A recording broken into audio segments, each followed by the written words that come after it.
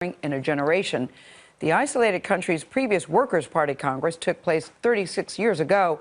At that time, Kim Jong-il was named the next ruler. Now his son, Kim Jong-un, is the country's leader. Adriana Diaz is in Pyongyang with North Korean efforts to shape the way the country is viewed. Adriana, good morning. Good morning. Our second full day here in North Korea was carefully curated to show off the country's military might. We were escorted around monuments and given history lessons about the country's weapons development program.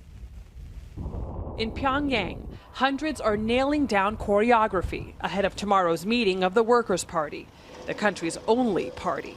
We spent the day being shuttled around to historic sites. Our visit to a gun factory turned museum was a thinly veiled effort to highlight North Korea's military self-reliance. Their message, the country makes its own weapons and is packing.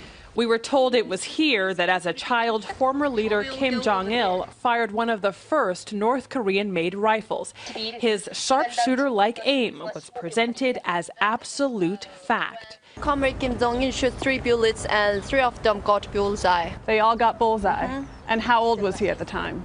He was 7-year-old. The 7-year-old got 3 bullseyes? Yeah. That's pretty impressive. The right to develop and bear arms is the government's top priority. With highly publicized nuclear and missile tests, North Korea wants to prove it can defend itself against its so-called enemies, like the U.S. After our tour, we returned to the Yanggakdo Hotel. It's on an island. When we're not out shooting, we spend a lot of our time working here at this hotel, which we're not allowed to leave without a government guide. It was built in the 1980s, and as you can see by this telephone, it hasn't changed much since. It was at this hotel that American student Otto Warmbier was caught trying to steal a propaganda poster. In March, the 21-year-old from Ohio was sentenced to 15 years of hard labor. We've been treated very well here with big smiles and warm welcomes.